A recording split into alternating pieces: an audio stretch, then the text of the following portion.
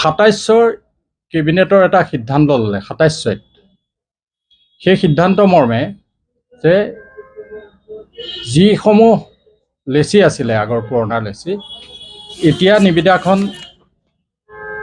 নিবিদা স্থগিত ৰাখি পুৰণা মহলদাৰকে কণ্টিনিউ কৰিবৰ কাৰণে এটা এক্সটেনশ্যন কৰিবৰ কাৰণে এক্স লেচি কণ্টিনিউ বুলি এটা এক্সটেনশ্যন অৰ্ডাৰ দিলে কেবিনেটে। কিন্তু সেই কেবিনেট সিদ্ধান্তটো তেওঁলোকে ঠিকেই দিছিলে, কিন্তু সেই কেবিনেট সিদ্ধান্তটোৰ ওপৰত কিছু বজাৰ হওক বা কিছু ব্যক্তিয়ে কেছ কৰিলে আমাৰ মহামান্য উচ্চ ন্যায়ালয়ত কেছ কৰিলে। কেছ কৰাৰ ফলত কেছৰ এটা জাজমেণ্ট দিলে। জাজমেণ্টটো দিলে 29/11/24 তাৰিখত। 29/11/24 তাৰিখৰ মহামান্য উচ্চ ন্যায়ালয়ৰ যিটো জাজমেণ্ট, সেই জাজমেণ্ট মতে কি কৰিলে যে পঞ্চায়ত এক্ট ভায়োলেট কৰি পেলাই কেবিনেটে এটা ডিচিশ্যন দিছে, যিটো এক্সটেনশ্যন বুলি এটা শব্দ লিখিছে। মানে এক্সটেনশ্যন শব্দটো কোনো পঞ্চায়ত এক্টত নাই। কোনো মহলদাৰকে এক্সটেনশ্যন বজাৰ দিব নোৱাৰে পঞ্চায়ত এক্ট মতে। দিব পাৰে, কিন্তু সেইটো হ'ল টেম্পৰৰী ছেটেলমেণ্ট দিব পাৰে, কিন্তু এক্সটেনশ্যন দিব নোৱাৰে। সেইবুলি সেই কেবিনেটৰ যিটো ডিচিশ্যন হৈছিলে 29/6 যিটো অৰ্ডাৰ ওলাইছিলে কেবিনেটৰ, সেই অৰ্ডাৰটো মহামান্য উচ্চ ন্যায়ালয়ে 29/11 জাজমেণ্ট দি ভেকেট কৰিলে যে কোনো কাৰণতে বজাৰ এক্সটেনশ্যন দিব নোৱাৰিব আৰু বজাৰসমূহ এতিয়াৰ পৰা 3 মাহৰ ভিতৰলৈকে 3 মাহলৈকে আঞ্চলিক পঞ্চায়তে চলাব। আঞ্চলিক পঞ্চায়তে অপেন টেণ্ডাৰ কৰে, কিবা কৰে, মেনেজ কৰে, আঞ্চলিক পঞ্চায়তে কৰিব, কিন্তু এক্স লেচি কণ্টিনিউ কৰিব নোৱাৰিব। এক্স লেচি নামত এক্সটেনশ্যন দিব নোৱাৰিব। পঞ্চায়ত 105ৰ যিটো দফা পঞ্চায়ত এক্টৰ, সেইটোত টেম্পৰৰী ছেটেলমেণ্ট দিব পাৰে। গতিকে ইয়াৰ ফলস্বৰূপে কি হৈছে, তাৰমানে নগাঁও জিলাৰ আমিতো ৰূপহী বজাৰ পৰিচালনা সমিতি, মই সভাপতি, এওঁ উপসভাপতি আৰু ছেক্ৰেটাৰী আছে। গতিকে আমি পৰিচালনা কৰি আছোঁ বজাৰখন। উত্তম কোঁৱৰৰ নামত আমাৰ বজাৰ 2 বছৰ ধৰি কণ্টিনিউ হৈ আছিলে, কিন্তু তেওঁৰ নামত আমি পইচা এমাহৰ জমাও দিছিলোঁ, কিন্তু আমাক নগাঁও জিলা পৰিষদৰ কাৰ্যবাহী বিষয়া মহোদয়ে আমাক পইচাটো মানে অৰ্ডাৰ কেঞ্চেল কৰি পইচাটো আমাক বেক কৰিছে। এসপ্তাহ 10 দিনৰ আগত বেক কৰিছে। এসপ্তাহ আমি চলালোঁ, কিন্তু আমি এসপ্তাহ চলাইছোঁ। কিন্তু আমি এটা পৰিলক্ষিত হৈছে যে এটা বিষয়, অকল নগাঁও জিলাৰ যিটো জাজমেণ্ট দিছিলে মহামান্য উচ্চ ন্যায়ালয়ে, সেইটো 29/11/24 দিছিলে জাজমেণ্টটো, যে কেবিনেটৰ গোটেই ডিচিশ্যনটো কেঞ্চেল কৰি পেলাই অৰ্ডাৰ দিছিল গোটেই অসমৰ কাৰণে, অকল ৰূপহী বজাৰৰ কাৰণে কিন্তু নহয়। এতিয়া যদি ৰূপহী বজাৰ আঞ্চলিক পঞ্চায়তে চলায়, তেনেহ'লে অসমৰ বেলেগবিলাক বজাৰতো আঞ্চলিক পঞ্চায়তে চলাব লাগিব। এতিয়া আমাৰ পৰিলক্ষিত হৈছে জুৰীয়া বজাৰ, বৰমা বজাৰ, কাঠপৰা বজাৰ, আমাৰ নজৰত থকা নগাঁও জিলা পৰিষদৰ আণ্ডাৰত মোৰ আৰুতো বজাৰ আছে, কিন্তু এই 3খন বজাৰ মই উল্লেখ কৰিয়ে ক'লোঁ। আপোনালোকে সৰজমিন তদন্ত কৰক। এই 3খন বজাৰ এক্স লেচি নামত কিন্তু এমাহৰ পইচা লৈ কণ্টিনিউ কৰাই আছে আজিৰ তাৰিখত নগাঁও জিলা পৰিষদৰ অধীনস্থ বজাৰ। গতিকে অকল ৰূপহী বজাৰ আমিয়ে ভুগিবলগীয়া হৈছে যে এই কষ্টটো। আমিতো ভুগিব নালাগিছিল। অকল ৰূপহী বজাৰৰ ক্ষেত্ৰত এইটো অৰ্ডাৰটো ফ'ল' হ'ব নালাগিছিল। মানে হ'লেতো এইটো অৰ্ডাৰটো মোৰ ইয়াত আছে, আপোনাক দি দিম গোটেই তথ্য। কোৰ্টৰ জাজমেণ্টটো অনলাইনৰ পৰা কালেক্ট কৰি লৈছোঁ, এতিয়াও চলি আছে। আপুনি জানুৱাৰী মাহতো আপুনি নগাঁও জিলা পৰিষদত খবৰ কৰিলে গম পাব, জানুৱাৰী মাহৰ কাৰণেও হয়তো এমাহৰ পইচা লৈ লৈছে এক্স লেচি কণ্টিনিউ কৰি। সকলো ৰূপহী বাদে নগাঁও জিলাৰ প্ৰায় বজাৰ। কোনোবা মহলদাৰ ডিফল্টাৰ আছে, সেইটো বেলেগ কথা, তেওঁকতো দিবই নোৱাৰে। কোনোবা মহলদাৰ হয়তো ডিফল্টাৰ থাকিলে তেওঁক এক্স লেচি বুলি ধৰা নাযায়, এক্স লেচি কণ্টিনিউ কৰিব নোৱাৰে। কিন্তু বাকী যিখিনি মহলদাৰ কণ্টিনিউৱাছ আছিলে, পইচা পাতি ক্লিয়াৰ আছিল, সকলো বজাৰ দি আছে।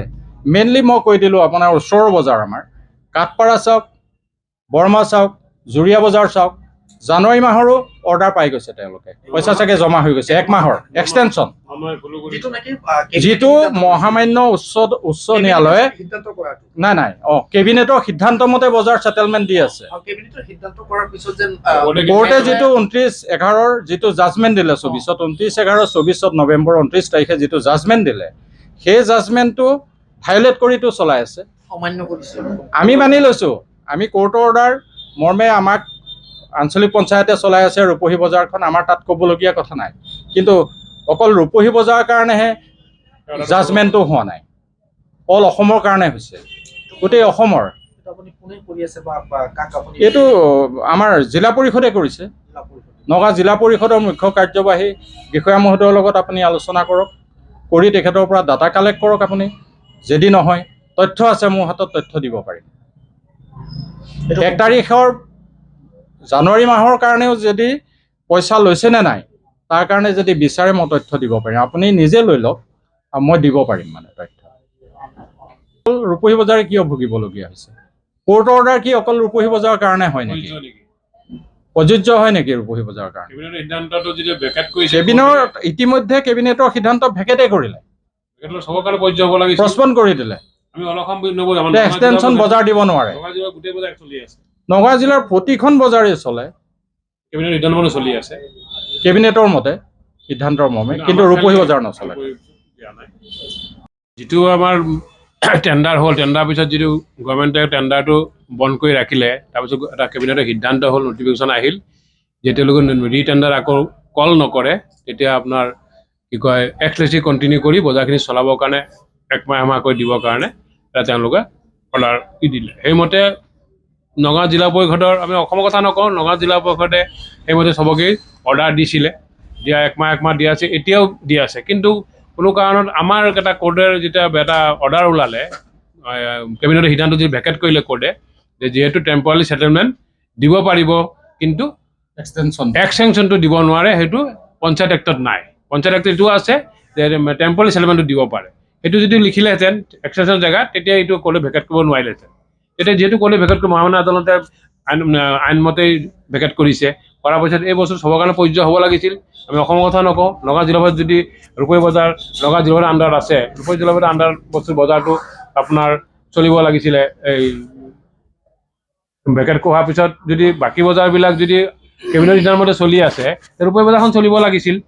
আমাৰ কেবিনেটে ভেকেট কৰি দিয়াৰ পিছত এই ভেকেট কৰাৰ অৰ্ডাৰটো খালি আমাৰ কাৰণে প্ৰযোজ্য হ'ল, ৰূপহী সাপ্তাহিক বজাৰৰ কাৰণে প্ৰযোজ্য হ'ল। সেইমতে আমাক কেঞ্চেল কৰি এতিয়া আৰু আঞ্চলিক পঞ্চায়ত দিছে, যিটো কোৰ্টে যিটো আপোনাৰ অৰ্ডাৰ কৰিছে, সেই অৰ্ডাৰটোৰ মতে বাকী যিবিলাক নগাঁও জিলাৰ বজাৰ আছে চবে কিন্তু 1 মাহ যিটো কেবিনেটৰ সিদ্ধান্ত সেইমতে চলি আছে। গতিকে এইটো আমাৰ কাৰণে হ'ল, আমিতো আমাৰ পইচাও ক্লিয়াৰ আছিল। যে কেবিনেট সিদ্ধান্ত হোৱাৰ পিছত যিখিনি নগাঁও ডিষ্ট্ৰিক্টৰ যিসমূহ বজাৰ আছে হেৰি কৰা নাই, গতিকে কেনেকৈ চলি আছে বজাৰখিনি? কি কৰা নাই মানে যিটো হেৰি দিয়ে, ডাকত দিয়ে বজাৰ 3 বছৰ বা 2 বছৰৰ বাবে, 3 বছৰ বা 1 বছৰ, 1 বছৰৰ বাবে, গতিকে সেইসমূহ বজাৰ এতিয়া বৰ্তমান কেনেকৈ চলি আছে, কোনটো চিষ্টেমত চলি আছে? আমি ব্লকলৈ দি দিওঁ সেইখিনি, যিখিনি ধৰি লওক মহলদাৰে নলয়, তেওঁলোকে এৰি দিছে, সেইখিনি আমি ব্লকলৈ দি দিওঁ, আঞ্চলিক পঞ্চায়তে চলে।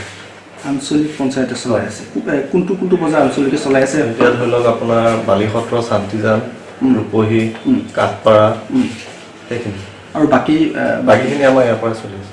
কেনেকৈ চলি আছে আপোনালোকে? মাহ আপোনাৰ অৰ্ডাৰ দিওঁ এক্সটেনশ্যন। কোনে লয় মানে আগৰ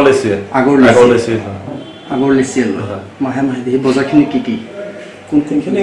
গোটেই আপোনাৰ 40খনমান আছে। 40খন কেইটা বজাৰ মানে হেৰি? সেইখিনি তাত অৰ্ডাৰ মাৰি আছে যে, সেইখিনি মানে যিটো হেৰি হৈছিলে কেবিনেটে সিদ্ধান্ত মতে আপোনালোকে চলাই আছে। হয়, কোৰ্টে জাজমেণ্ট দিছে আপোনাৰ প্ৰত্যেক বজাৰে আপোনাৰ হেৰি হ'ব লাগে, এই অপেন ডাক হ'ব লাগে, যিটো প্ৰত্যেক বজাৰ দিয়া নাই, কিন্তু এক্সটেনশ্যন 1 মাহ তেনেকৈ দিছে। তেতিয়া ৰূপহী বজাৰখন কিয় আপোনালোকে দিয়া নাই? ৰূপহী বজাৰ হাইকোৰ্ট হৈছে, বাকী চব বজাৰতে হাইকোৰ্ট হৈছে নাই আৰু প্ৰায় 35খন বজাৰৰ হেৰি হৈছে, কেছ হৈছিল, জাজমেণ্ট দিছেতো ইতিমধ্যে। বজাৰ সেইকেইখন বজাৰ নহয় নেকি?